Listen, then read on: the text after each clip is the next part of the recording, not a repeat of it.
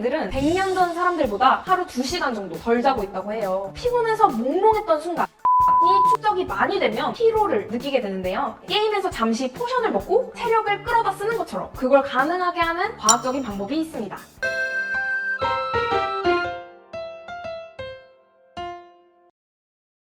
안녕하세요. 과학 커뮤니케이터 올림입니다. 혹시 어젯밤 꿀잠 주무셨나요? 잠을 설치거나 잠들기 어려워서 너무 피곤하시진 않으세요? 그래서 준비해봤습니다. 잠에 대한 모든 과학 지금부터 알려드립니다.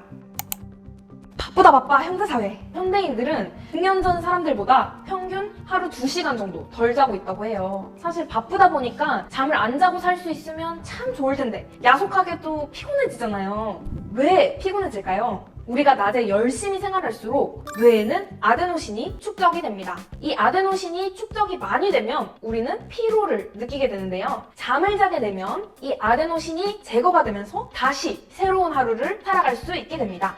이 아데노신과 관련된 재미있는 과학적 꿀팁이 있는데요. 혹시 시험 기간이나 회의 발표 직전 같은 너무 바쁘고 한 글자라도 더 봐야 되는데 피곤해서 몽롱했던 순간 있으셨을까요? 이때 게임에서 잠시 포션을 먹고 체력을 끌어다 쓰는 것처럼 우리 몸에서도 그걸 가능하게 하는 과학적인 방법이 있습니다.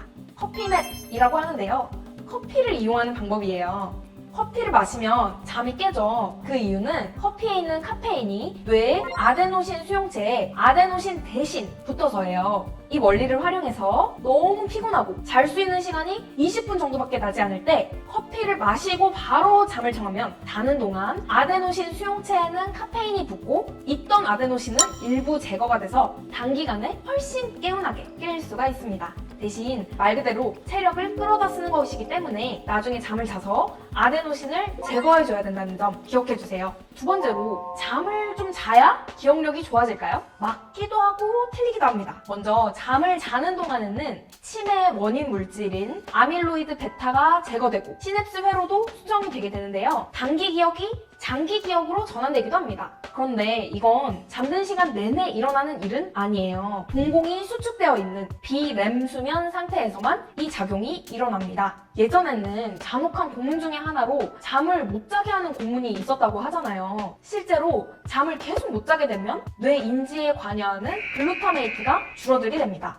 이 글루타메이트가 너무 많이 줄어들면 보연병에 걸릴 수도 있고요. 한 번 평행이 무너지면 회복에는 최소 3일이 걸린다고 해요. 하루만 제대로 못 자도 몸에서는 정상 상태로 되돌리는데 3일이 걸린다는 거죠. 사실 잠을 잘 못 자게 되면 기억력만 안 좋아지는 게 아니라 기분도 나빠지는데요. 거기에도 과학적인 이유가 있습니다. 먼저 단백질을 우리가 먹게 되면 그중 트립토판이라는 아미노산이 세로토닌을 만들어낼 수 있어요. 세로토닌은 대표적인 행복 호르몬이고 이 세로토닌이 다시 멜라토닌으로 전환이 되는데요. 멜라토닌은 많아지면 우리가 자연스럽게 잠을 자게 돼요. 그런데 스트레스를 받으면 행복하지도 않고 잠도 잘 오지 않죠. 즉 스트레스 호르몬인 코르티솔이 많은 환경에서는 트립토판이 세로토닌이나 멜라토닌으로 만들어지지 않고 염증이나 통증과 관련된 사이토카인, 히스타민이라는 물질 때문에 키뉴레닌으로 만들어지게 되는데요. 이 키뉴레닌은 신경과 관절과 관련된 염증에 영향을 준답니다. 나폴레옹은 거의 잠을 자지 않고 말 위에서 쪽잠을 잔 일화도 있을 정도로 소위 쇼트 슬리퍼로 유명한데요.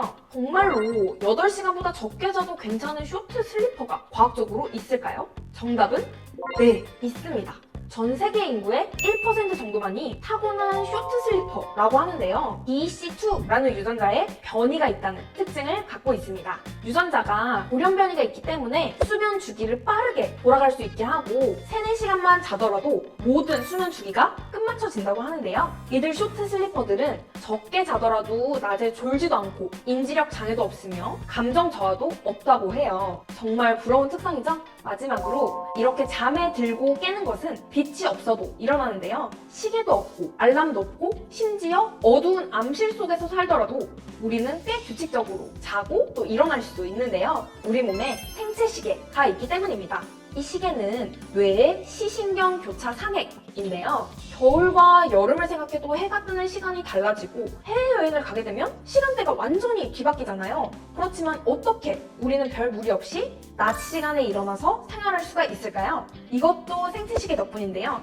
빛을 받으면 생체시계는 다시 새롭게 리셋이 된다고 합니다. 잘 자는 것은 삶의 질을 결정하는데 무엇보다 중요한 요소 중 하나인데요. 요즘 현대인들은 잠을 잘 이루지 못해서 반신욕도 하고 숙면을 위해서 향초도 키고 명상을 하는 등 여러 가지로 좋은 잠을 자기 위해 노력하고 있죠. 실제로 숙면을 돕는 슬립테크 산업도 빠르게 발전하고 있는데요. 잠의 과학적인 비밀들과 함께 오늘도 숙면하시길 바라겠습니다.